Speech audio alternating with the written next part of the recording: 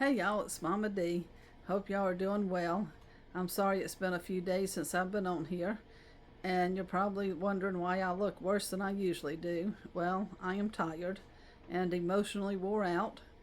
On Tuesday, my mother was scheduled for a heart cath, and it didn't go well. They went through her wrist, and her EKG started getting wonky, and her heart rate got out of rhythm, and her heart eventually stopped. But they shocked her and they brought mother back, and she spent Tuesday night in the hospital. And I asked her, I said, Mama, I said, do you remember anything? And she said she just remembered a very bright light, really bright light. And I said, well, did you hear any voices around that light?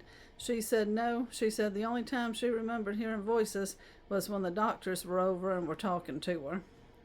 So Wednesday morning, they took her back to the cath lab. This time they went through her leg, and she got 2 stents. One artery that was fixed was the widowmaker, and I don't remember the other one. It was in a junction.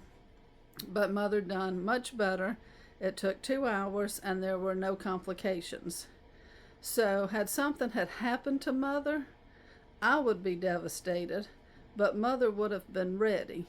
And I would, even though I'd be sad, I'd also be jealous of what Mama was already seeing. But that's why I was on here, to remind you that you never know what's going to happen to you when you get up in the morning, how your day's going to turn out. And you should always be ready in case God calls. Now, Mother is another perfect example of, like my daughter Amber in the car wreck. It doesn't matter who you are, how old you are, where you live, how much money you got, or what has happened to you. You're not going anywhere until God calls your name. Well, God did not call Mother's name. She has lived to tell about all this, and you will meet Mother eventually. Now, Mother don't look like me. You know, I'm a big old gal. Mother is, I call her frail and gimly, but don't let that fool you. My mother's tougher than a box of nails.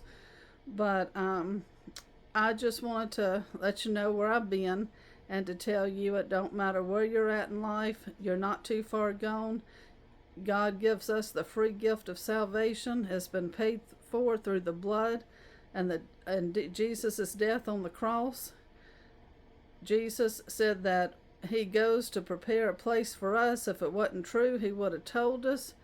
You know, all you have to do is believe and ask God to come into your heart and save you. It will change your life, I'm telling you.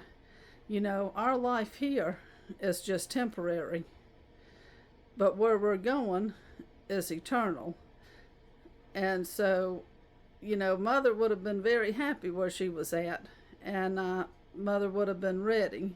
And so that's what I want to remind you, is to always be ready.